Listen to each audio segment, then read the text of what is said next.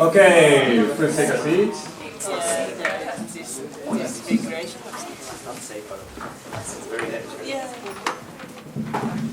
Okay, so let me introduce you to Hiro. He's been here since day one, so you probably know him.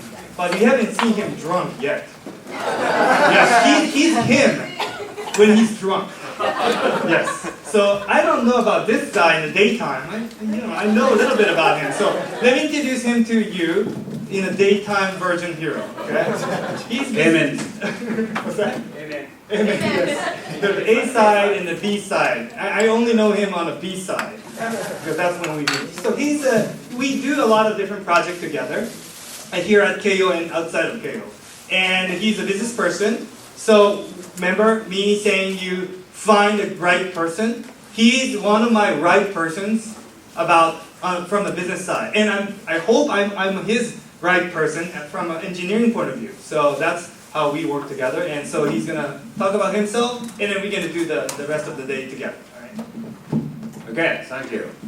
Thank you for great introduction. That's it. Yeah. So, hello everybody. Hello.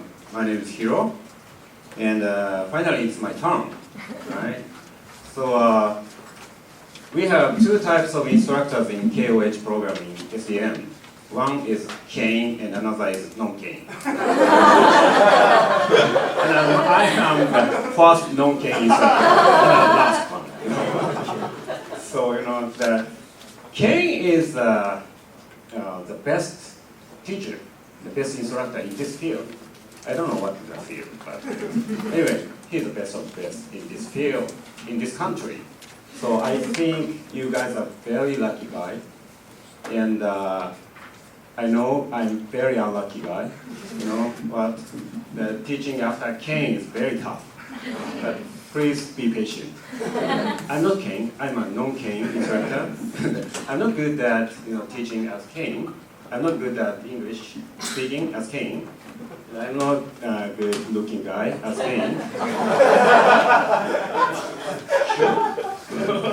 Anyway. He's married. Please be familiar with my pace of speaking and my way, my tone and manner. Okay. So let me introduce a little bit about myself because I know you guys don't remember my introduction at day one. I feel day one is a long ago, But I introduced myself a little bit at day one. My name is Hiro, and I'm a business background guy. And I got an MBA at the tax school in America, in the States. And I started my first career at the Mercedes-Benz car company. And after that, I joined the Accenture. It is a consulting firm. And I was doing the management consulting for new business development and M&A support. And after that, I quit the job and I started my own consulting business and was doing new business development, and also I was doing the advisor for the venture capitals and private equity funds. And I joined to the one portfolio company of private equity fund. The name was Nanumi Corporation. It is Chinaware manufacturing company in Japan. And I spent 6 years in there as hands-on turnaround manager and director for the current business operation like sales and marketing and design and including the downsizing, and also for new business development. Those are two types. Those two types jobs are completely different. Can you imagine that? It's completely different. These are requiring different type of mindset and different type of culture and way of thinking. So it's totally crazy. So my advice to you guys is don't do both at one time. Don't do both, right? So spending 6 years after that, we have launched one new service, product, and business. It's named Oslo. Let me explain it later. And after that, I started my own business, venture company again. It is called Euphoria. And at that company, I am providing new business development consulting and also doing our own business. It is IT system development and service for sports management field and healthcare. Then my one of the biggest major clients is those guys. You know those guys, right?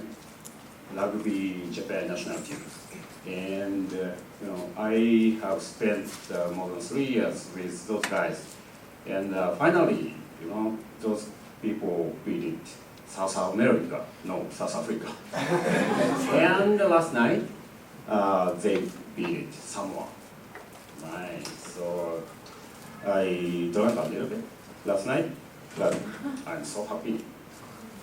And actually, yes, last night. Thank you. Big win, yes. Against Samoa. You don't know the name of the country. Small country, but it's strong, so strong country. Yeah, so those people's Japanese rugby national team's historical record was one win and 22 losses and 2 draws. It was a history.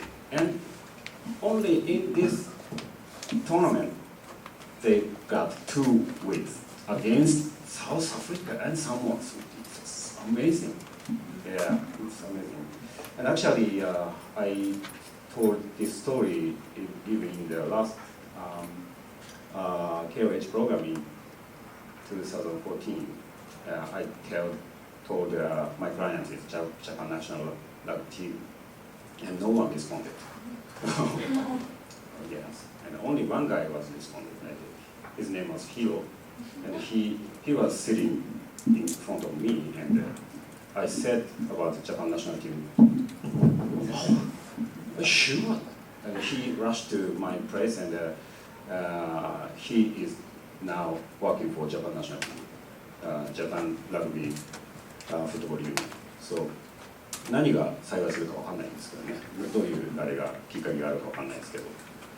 So within this 1 year, the environment surrounding Japan rugby has been changed completely. Anyway, that is me. And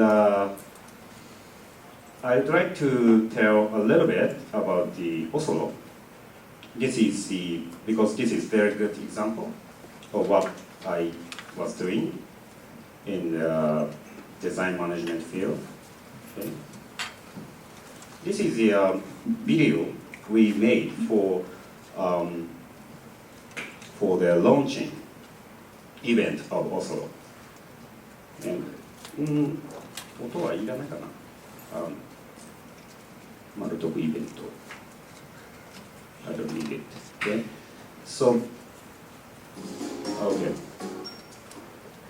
This is dishware, including bowl and dish and things like that. And it can be used not only for eating and drinking, but also for the stocking and for the microwave and oven and dishware and many things for almost all stages of the lifestyle. It can be used, and actually it can be combined. Two bowls can be combined using the silicone ring, and this is by doing that you don't need to use wrap, you don't need to use stopper, or you don't need to use some high heat resistance products.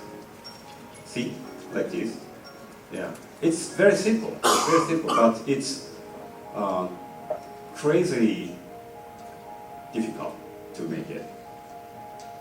Any of you have made a China ware by yourself? No? You? Yeah. It's shrinking, right? When you fire. Yes, right, exactly. Yeah, and actually it is 30% shrinking, and it's hard to control. So when we made the first prototype using the Nanome's 3D printer, everybody within the Nanome's said that it's impossible. You are crazy because you are outside of this industry. You are saying such an insane thing. Everybody says, but it was possible, right? And it's a long story. We took more than almost 3 years for doing that, for developing the way of controlling accuracy, and for developing the new material, for high heat resistance, and for developing the beautiful glazing covering the product. It took 3 years, but everybody within the company said it's impossible, but it was possible. It's, the common sense can be a very big barrier to do the innovative stuff. Then, okay.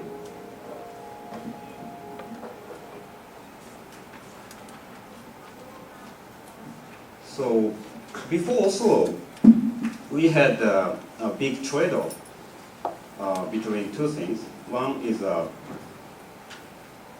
functional product. This is silicon ware. It can be used in the oven and the microwave. It is a high heat resistance ware, and this is a Ziploc, right? It's used for stocking.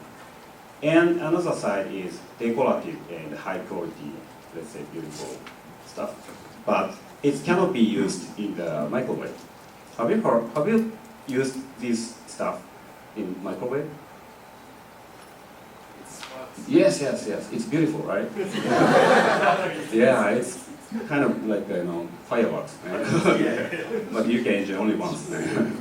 So it cannot be used in the microwave, and the users should choose either one, or should buy both for using in the microwave or dishwasher or oven, or enjoying the good feeling meal.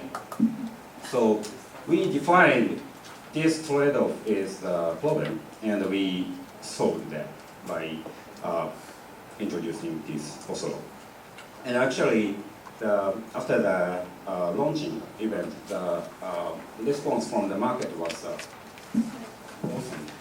And our team has received a bunch of design awards all over the world, like the Red Dot Design Award. It is one of the most major design award, the best of the best.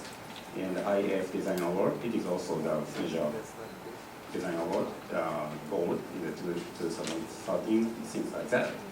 And they appreciated not only the also shape design, not shape design, but also our stories or our the philosophy about the also how we define the problem and how we solve the problem, and what is the outcome by using the Oslo. That is appreciation they mentioned in their statement. And I worked with Professor Taco. He's a designer, very famous designer, and he is also professor of the Keio, and he designed the second floor's H lab. And I and he wrote this design management book, and within this book we introduced this concept. These three factors of design we should keep balance. In the high level. And those three things are logic, sense, and love. Right? Logic means logical thinking and communication within the company and outside of the company. And logical estimation of profitability and logical decision making. And we, MBA people or management consulting people, have tendency to put strong emphasis in logic too much. So we should consider our own bias, right? And second portion is sense. Sense is a sense of feeling empathy and feel their customers' needs and pain and gains, and feel like it's like your own pain and gain, and sense for getting good insight and sense for storytelling. And third one is love for customers and our own product, things like that. And some of business guy have a strong tendency to emphasize this logic side.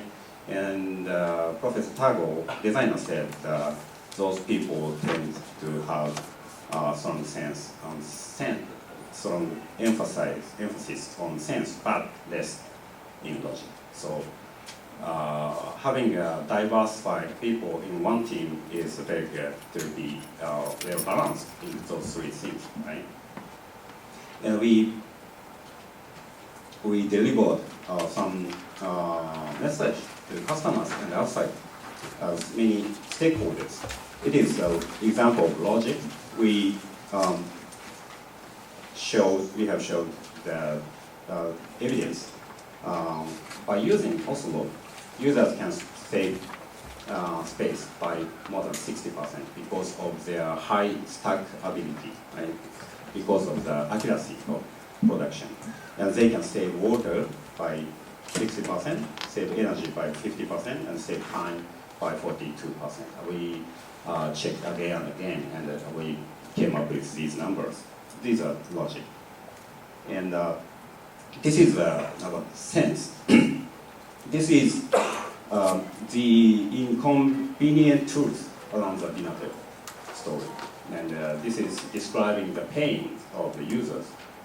And we came up with this story by observation of users and talking with users and also cooking by ourselves. And this is love. Why also? Have you seen this stuff? Yeah, this stuff, Golden Circle by Simon Sinek. Yeah, so we discussed again repeatedly within the project team. We did so-called CAN again and again, and we discussed and we made value graph. We didn't call that value graph, but it's a very similar one. And we delivered what was the product also, but it's as not the starting point. And we developed many how things, high heat resistance material and high dimensional control accuracy, and nice, crazy. But it was how, it was just two, right? And the most important thing was why.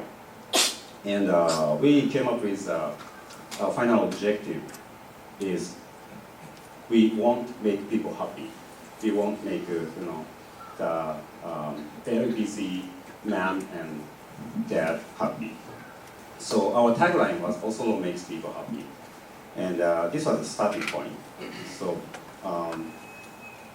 yeah, that was our love thing. And those three things are pretty much important, very important. So keeping those three things well balanced at the high level is very important. But among them, the most important thing is, I believe, from my perspective, love. Love. Definitely, this is important because if you could have high commitment and strong love against the theme you are tackling, your project you are driving, you can solve many hard problems. But otherwise, you cannot do that, right? So this is a starting point. And project journey of entrepreneurs and journey of innovative project is very tough one. So there will be a bunch of walls in front of you guys. But it can be overcome by getting a right person or getting some innovative solution or things like that. So the most important thing is love is very important thing. Yeah. So this is my personal experience, but I think it can be applicable to the many other cases. And this is a key takeaways from Oslo project in my perspective. First one is common sense. As I said, common sense among insiders can be the biggest barrier for innovation. Everybody says it is impossible, but it was possible, right? And sometimes strongest protesters and objectors can become the strongest supporters of you. Because in this case, there were two hard, tough protesters against me and our project, and they protested again and again because it's impossible. It's cost-consuming, time-consuming, resource consuming. So you should not do that, they said. But after the, repeated discussion, they changed their mind and they became our biggest driver. Well, we talked a lot, and one of the biggest protesters was director of production, manufacturing, and another was the leader of prototyping. And we made a prototype, and that we brought them to the meeting with users, and users said users showed them the excitement about it. If it's possible, they said, our life will be changed. So that was a biggest time to change their mind. And actually, okay, that's it. Because it's so a long story. So please come to my place. Yeah. And future of any project is uncertain.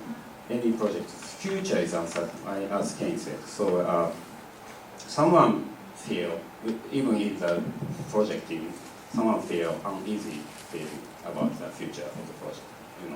So therefore, we have to tell our vision repeatedly, not once, again and again and again, and it should be modified, depend on the phase of the project. And last one is my takeaway. The leader is alone, very lonely. So the leader has to accept any single responsibility to his or her body, right? And no one can do that. But only when I accept that thing, people can help you. Otherwise, no one can help you. So it's leader is alone, but yeah, we have to accept it. It's my takeaway, right? So that's my story. That is my introduction about myself and my one example of project named also Alright. Do you have any question? Okay.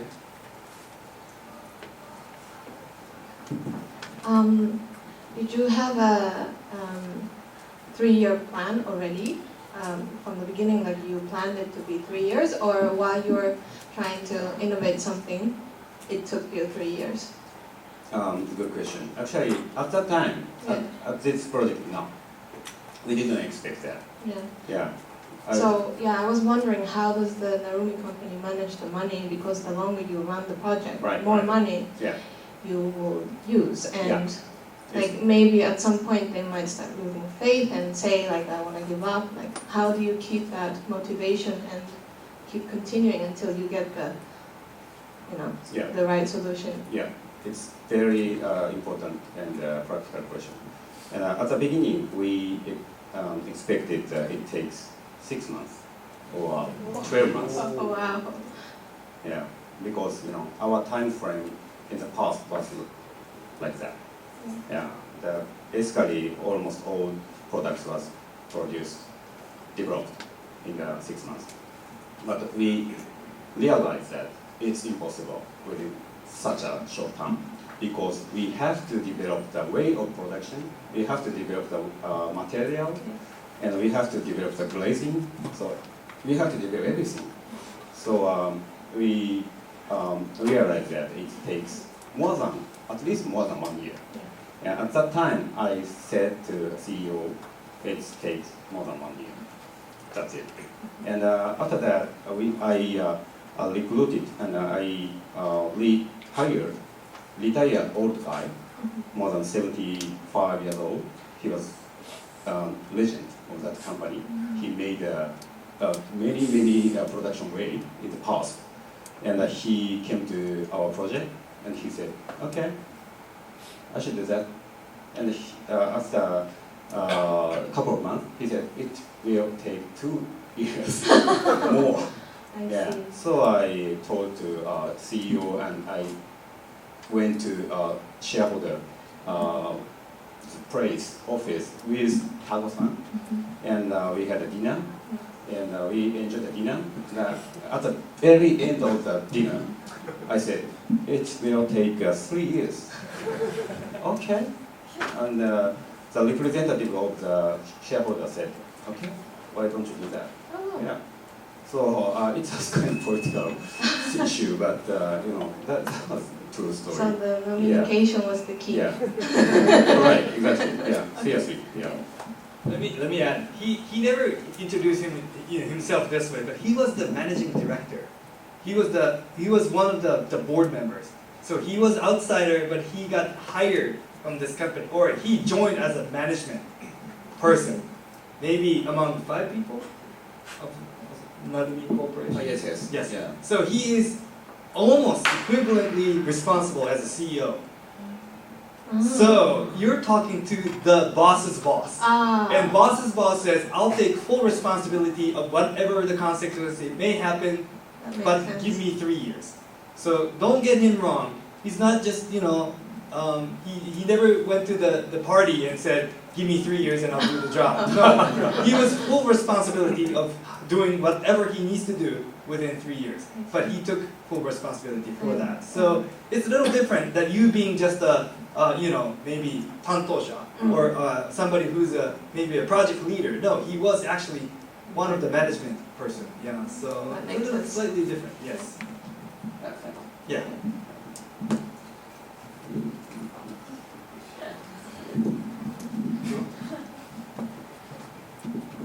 I'm a bit concerned when you say that the leader is alone. Okay. I'm very concerned with this factor. I just want to ask, is it really depression-inducing, and do you have suicidal tendencies when you become the leader of a project and you become so concerned and so alone in this project that you have nobody to rely on to, and Yeah. in the end your self-moral actually falters. Okay. Do you understand? Yeah, I think I can get your point. Yeah. I don't want to be that person. Okay. Yeah. That's why In I'm a sense, leader is alone. Yeah. And in another sense, no, because you cannot do anything only by yourself, right? So you have to have the many colleagues to do something. So you have a teammate within your project team, but sometimes leader should be alone, should decide by him or herself, and no one can help that decision.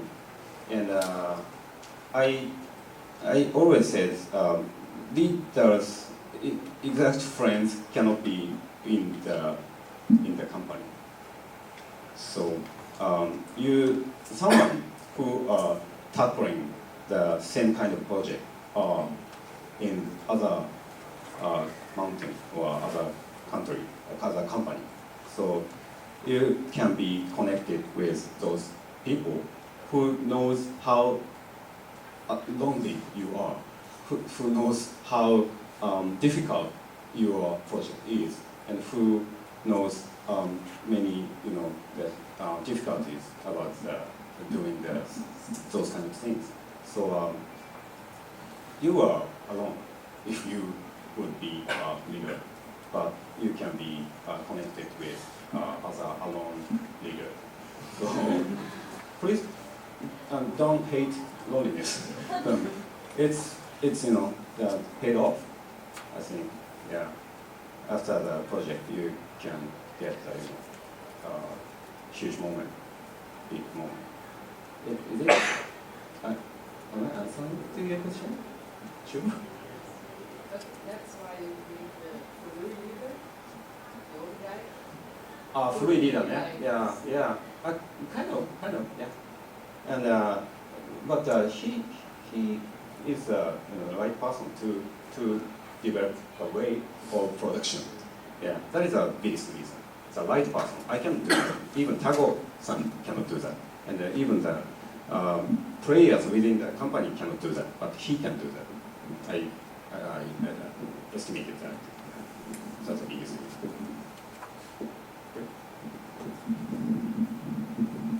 Related to the first question, Yep. you said, I think one of the reasons you could achieve this because, like Keio just explained, you were the responsible person, Yeah. you're the management. But I think, I believe that right now you're working as a consulting firm and you work for your clients. And when I was wondering if you get some a project from your client and you say your project scope is 6 months, and within the project, and you say hey, you say to the client, hey, this is totally impossible. Yeah. It's going to take 3 years. If that's the case, I think it will be impossible to continue the project. Yeah. What do you think? Yeah, exactly. You're right. So it depends on the relationship with the client and myself, and it depends on the scope they have and I have. So that is why we have to talk about that a lot.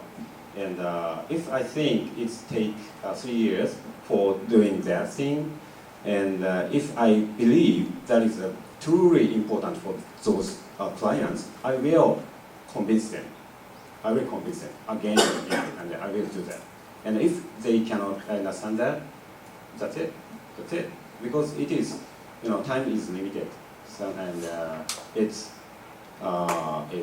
good for both sides to not to do just that again. So together. So yeah, I will do that. Yeah.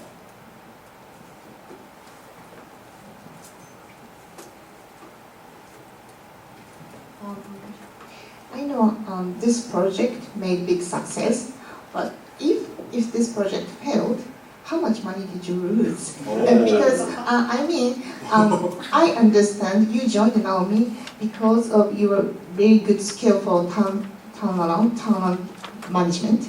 It means Naomi was in a bad situation, I guess. Right. Exactly. Yeah. So if you chose inappropriate project at that time, maybe Naomi was collapsed. Maybe. So why did you choose this solo project? Maybe there's another option. Yeah, exactly. And actually, it's not alternative, and we are doing the both. Right? Yeah. The Narumi was bad shape. It's true. I cannot say the exact number of the spending, but Narumi was bad shape, and the sales revenue was decreased to 40% within 15 years. It was tough, right? So many people resigned the company, and the internal market, domestic market was shrinking, and the new emerging countries players popped up, and many prestigious companies collapsed, like Wedgwood and many players, Ginoli or many players, once collapsed. So we had two choices. One is going to the another field, and another is do the downsizing again. Yeah, and we did both actually. And within this side, we did many kinds of parallel projects, like doing the direct sales channels, and I was in charge of that, and doing the new product service development. That was also, and if the project was failed, so the losing money will not critical, because it's very important to control the degree of the losing money. So it's not so critical to collapse the company, but not tiny one comparing the size of the company. So I was checking the many phases and many milestones, many milestones. Yeah. So it was not too much to bankrupt, but not too little. Yeah. Thank you. What is the sign to stop the project? So you mean you check the result, like pays and pays? Yeah. So if, how do you say? How do you decide this project should stop or continue? Yeah. It was the most difficult thing was development of way of production. Yeah. So we prototyped again and again in a small factory, a testing factory. Yeah. So if we could not make a big progress at the moment, it should be stopped. Yeah. It was decided at the maybe 20% or 30% progress stage. Yeah, we decided set such kind of milestone. Thank you. Actually, it was shown in the book. It's more than 300. Yeah, more than 300. It's crazy. Yeah. Yeah, almost our work was doing prototyping testing in many ways. For the 3 years, the more time that you spent was wasted. Within the 3 years, we spent, I think, 2 years for prototyping in some. Right?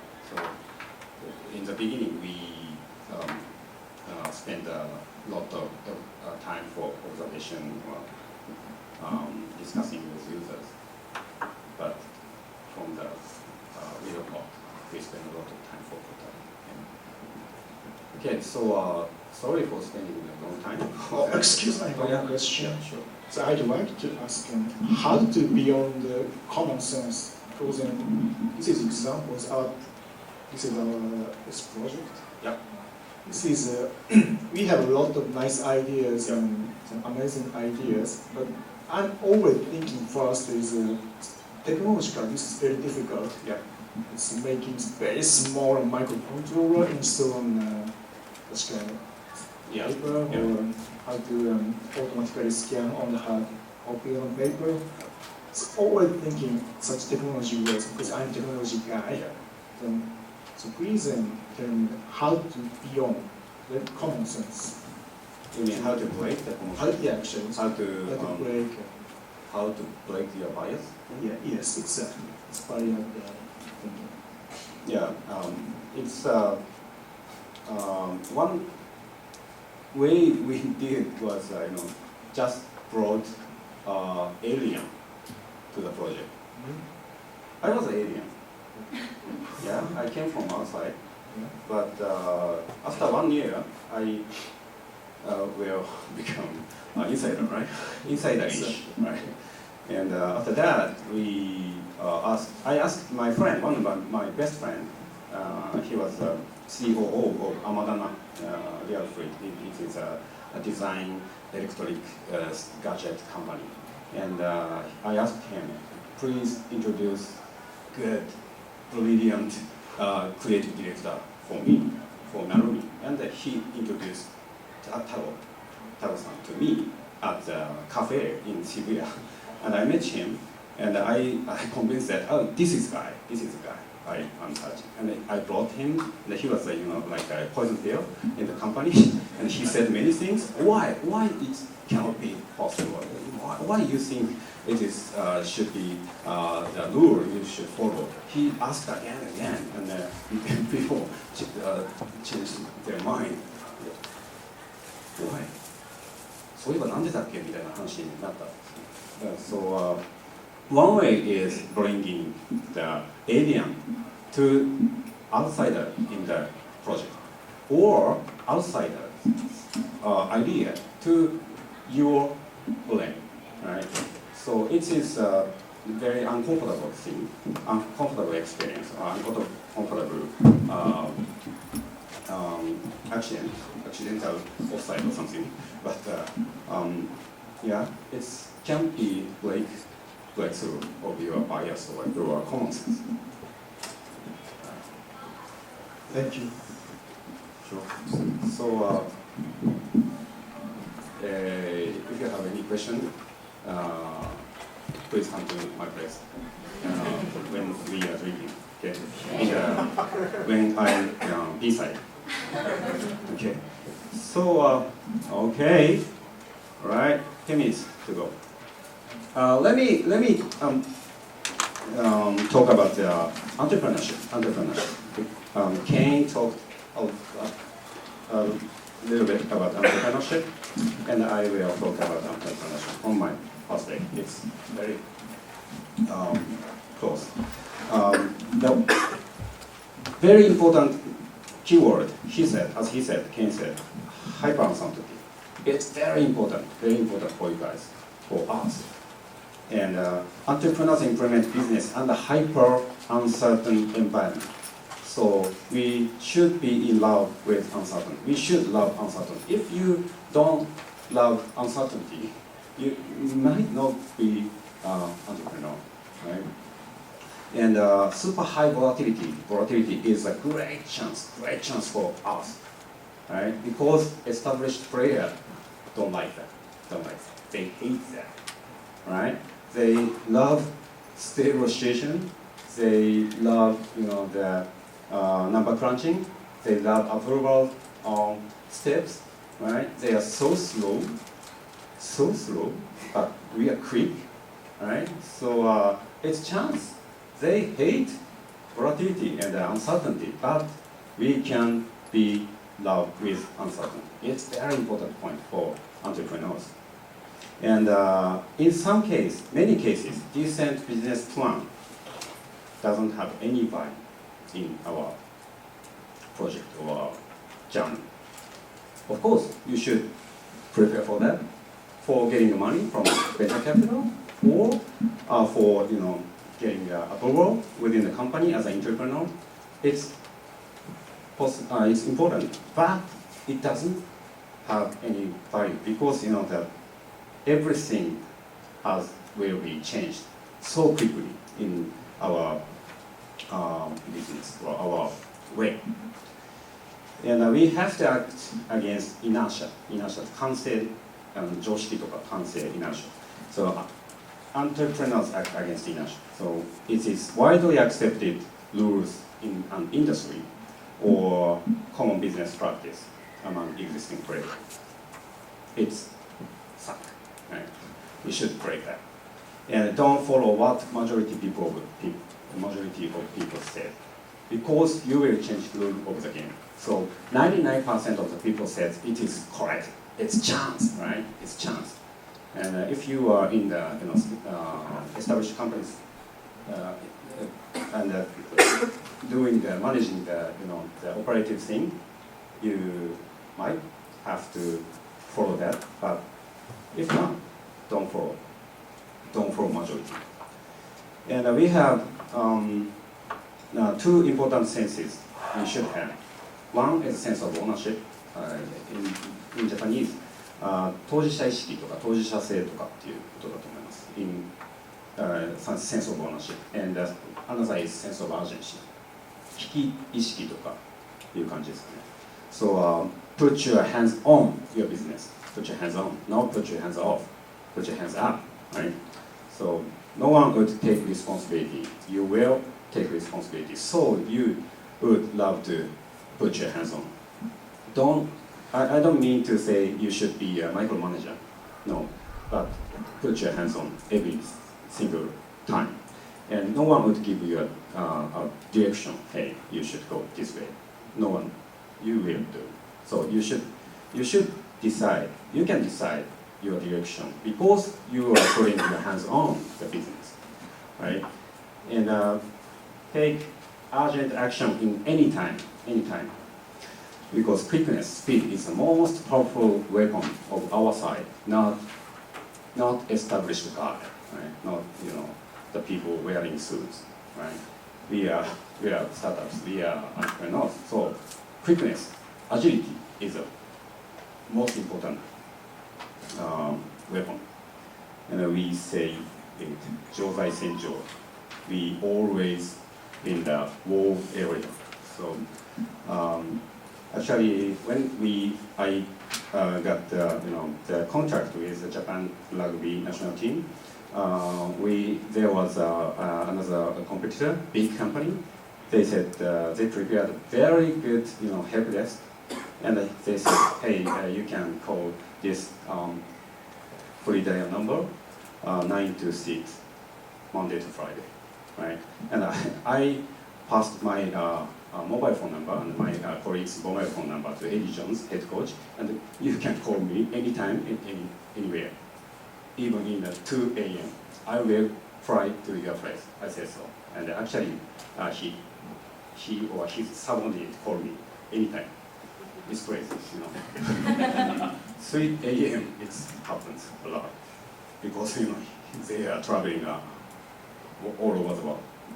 Anyway, it's a biggest weapon for our side. And get things done mentality. Entrepreneurs must have get things done mentality, right? So ideation itself has no value. It's just idea. Once you will realize that idea into physical, not physical, but in real, the value will be realized. So no implementation, no value. So you should get things done. So the last 1 mile is very important. Last 1 mile is very important. There are so many people are doing 90% good things, but last 1 mile, they lose their power. And the stone will drop down from the top, very close place to the top of the mountain. So don't lose your power. Push it to the last moment. And no one will get things done for you because you are an entrepreneur. So delegation is important, of course, because you cannot do everything by yourself. But don't put your hands off. It's very important thing. And investment is a very important keyword again. Starting your own business. Any of you have started your own business? Okay. So how was that moment? Hard, yeah. I was like very, how to say, connected with this, you say about Yeah. years old. Yeah. Because it's your idea, right? Yeah. So you are the one that trusted in Yeah, right, exactly, exactly. So even if and you start to talk to people because you need to, it's important to have diversity in opinions. Yeah, But sometimes they will say, yeah, you're crazy. yeah, yeah, And when they say you're crazy, Yeah. it's good. yeah. But inside you feel a little bit like, oh, should I really do this? Yes, yes, yes, I know that. And so it's hard to keep doing it. Yeah, yeah, You have a lot of walls. yeah, But yeah, you have, I think that the other good learning of me was the passion. yeah, yeah, exactly. I was really passionate about it because unless I couldn't like go half of the way, because I would give up. Yeah, So you have to really be passionate about the idea yeah, and really be like alone, know that you are alone, but Yeah. that maybe you can change the like Yeah. mood. yeah, Market. yeah, exactly, yeah, exactly. Great, great, yeah. So you moved forward to the uncertain future, right? Instead of certain something and stable something. Yeah, even because I work with big companies like Yeah. Coca-Cola Yeah, and blah, yeah. blah, blah. And when I said, okay, I want to quit, Yeah. do something, Yeah. everybody said, no way, Yeah, why did I you know leave that, I know Coca-Cola? that, yeah, Nobody encouraged me to go out. Yeah. Nobody. yeah, Nobody. yeah, So I have to be alone and decide for me. yeah. I truly understand, I truly understand. No one, maybe most of people within the Coca-Cola cannot understand, but Yeah. many people outside of Coca-Cola can understand that, right? So that is what I wanted to say. Actually, the people from outside Yeah. understand worse Yeah. than people from inside. Okay. Because they don't know how it is. All right, all right, yeah, So they just know, Coca-Cola, I want to do that. Yeah. But they don't know how it's yeah, inside. yeah, So they say, no way Yeah, that you yeah. quit Coca-Cola. And I say, yeah, I Yeah. will, but it was hard because nobody was with me. I was really, really alone. yeah. I know that. Sometimes families doesn't understand what we want to say, what we want to do, right? Your parents, oh, are you crazy? Yeah, it's in many cases happen. And it's an investment, right? So doing the new thing, doing your own business is an investment. You are putting many, many resources on your future, like time, money, effort, bunch of effort, commitment, and network, human network, and your reputation, right? You put everything as an investment for the future. And it's kind of exchange, it's kind of trade, or two things. One is a certain something at present, certainty in present, at present, and another is uncertain something in future. It's, I don't know, it's an impact to the world, it's a change of the world, or it's a cash flow, or something, but it's uncertain. And the certainty is your life at the moment, and it's exchange, so it's very big investment, right? So everybody says, everybody feel uneasy, yes, when we decide such kind of investment, except for real crazy guy, yeah. So, but it's worth for some people, yeah.